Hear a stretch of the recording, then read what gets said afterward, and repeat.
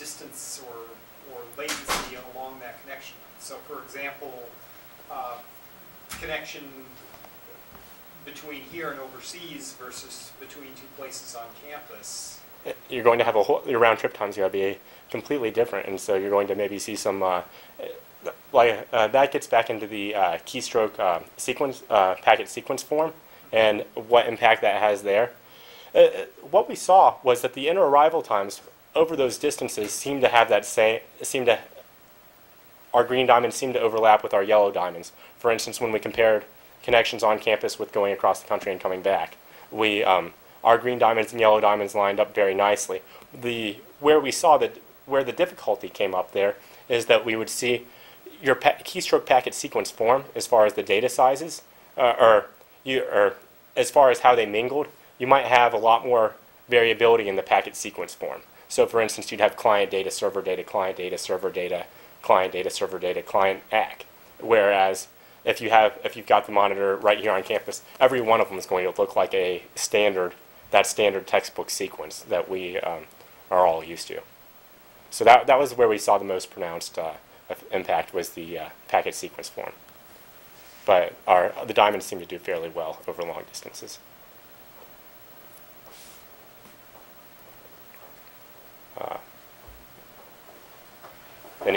Any other questions?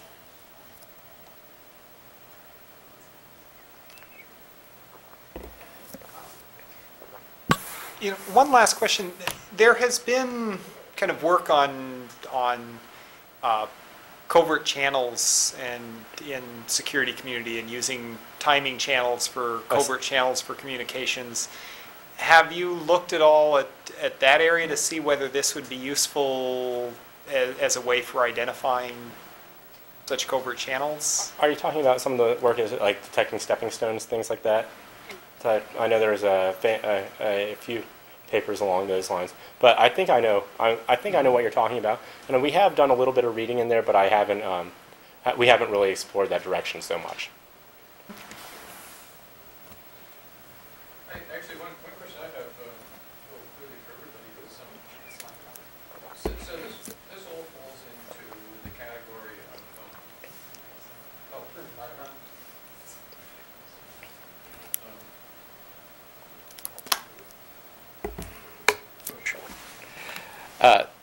so this falls in the category of monitoring and forensics for network security to keep the bad guys from breaking in. And so at this point in time, that whole area is in a state of tremendous flux, maybe is the nicest way to say it. Chaos might be a better word. So what is it that's happening? Well, the commercial area has developed a whole lot of tools for being able to go across your network and collect a lot of information from logs and bring that back to a security management station and then do things with the logs. So Purdue has actually had decided to buy a tool that will look at logins across the whole campus, and the tool then displays it.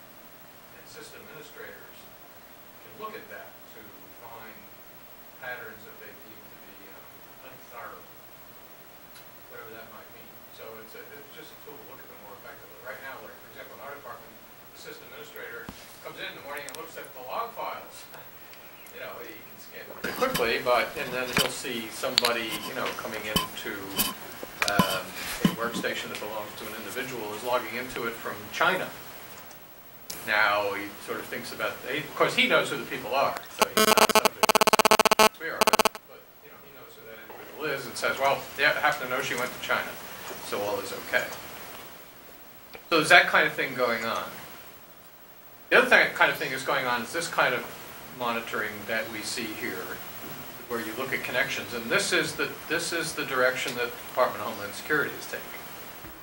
Their idea is, you stick a monitor on, and at the connection level, you look at what's going on, and then you can look over very large networks, like,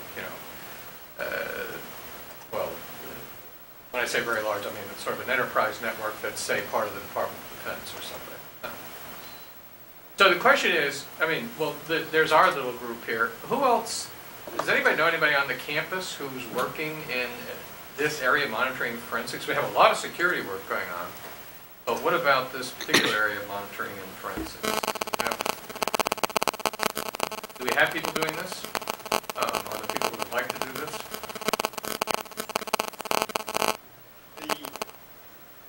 The work, well, there's Mark Rogers, but his work is more kind of after-the-fact forensics rather than monitoring. It's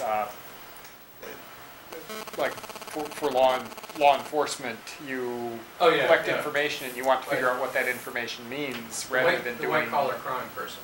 Yeah. Yeah. Rather than doing the real-time monitoring. Yeah, that's a different area.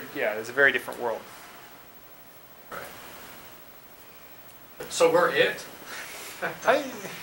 It's a daunting task. That's what I mean. We're looking for partners. Let's put it that way. I mean, there's a lot of stuff to do here, and every time we collect, we get, you can very easily get yourself a terabyte of data, in the blink of an eye. So it's a big job.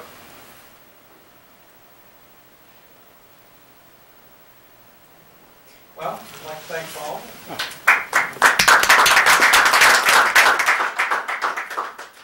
Look forward to seeing you all next week. The sign-up sheet needs the sign-up sheet app.